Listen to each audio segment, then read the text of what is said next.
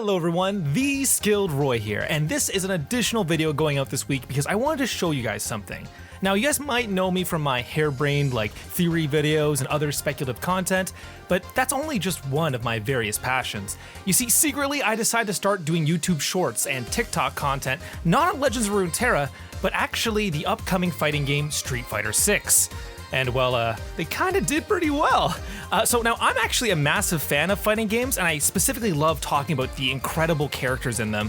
So I'd love if you stuck around and took a look at some of this content I sort of assembled from the TikTok into one nice long video, and let me know if you guys would like to see more videos like this. Anyways, please let me know what you guys think, and roll it. Ryu's new look in Street Fighter 6 is perfect. Ryu has been everywhere, KOing people in Smash, Monster Hunter, and even dropping it down in Tilted Towers. His iconic image is exactly what made it so difficult to change him.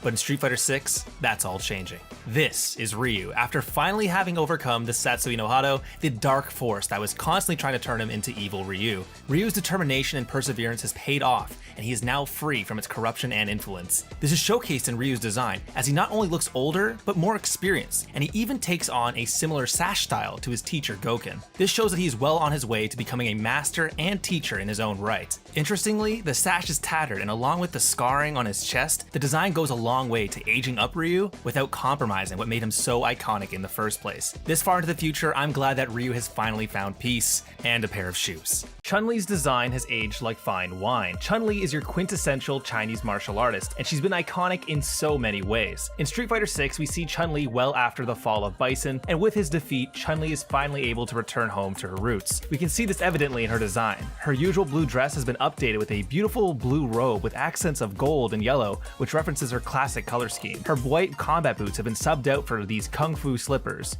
And finally, gone are the usual spike bracelets, replaced with these gold and black pieces instead. But if you look closely, the diamonds of the bracelets give the same shape language as the original spike ones, which is an exquisite detail. Overall, aging Chun-Li up was a bit of a risk given her iconic image as Street Fighter's leading lady, but it's absolutely amazing to see a once young single girl become our resident martial arts master.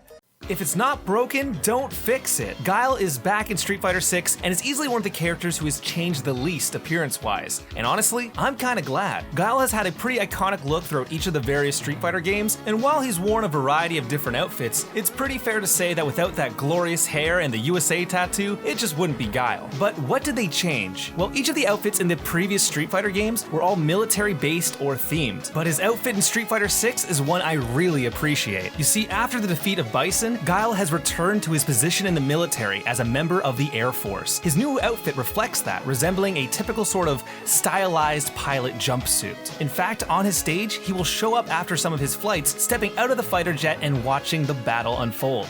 And unlike the soldiers around him, he is the only one who's able to maintain his footing whenever a big attack lands during that fight. Ken is back in Street Fighter 6, but things haven't gone too well for our fiery hero.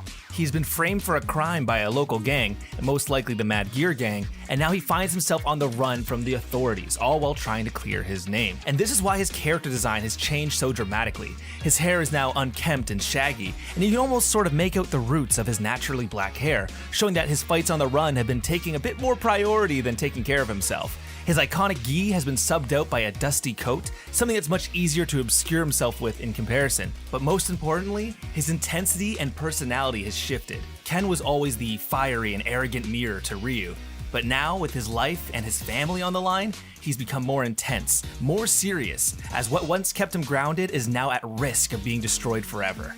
Juri is back and looks better than ever. During her debut in Street Fighter 4, she was constantly one of the most loved, celebrated, and, let's be honest, worshipped characters in the game. And while she also appeared in Street Fighter 5, I think it's fair to say that her look there was a bit of an overall downgrade. So the developers and designers over at Capcom came back with a new design. This is Juri. This design is incredible. It perfectly encompasses the development of the previous character, but brings her closer in line to the original design that so many people adored back in Street Fighter 4.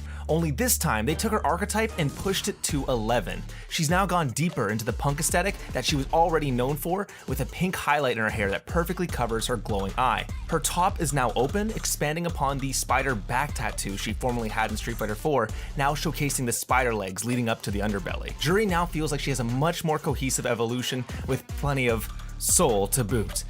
Luke's new design fixes so much. Luke returns to us from Street Fighter V, but he looks completely different. When Luke first came out, many thought his frat boy-esque design wasn't really appropriate for an apparent future protagonist. Not to mention how ridiculously strong he was in the metagame, he just wasn't winning many favors from players. But I am so happy they took the feedback on his visual design, and instead of looking like an adaptation of Logan Paul, they've grounded him in more appropriate street clothing with a jersey and a long sleeve. I also appreciate instead of the ridiculous V tattoo being visible, they simply made it a design on his shirt. Not to mention fixing his spaghetti-like hair into something that's slightly more believable. But my personal favorite, they actually didn't compromise on his personality. His cocky mannerisms are on full display as he openly mocks Ryu's signature technique.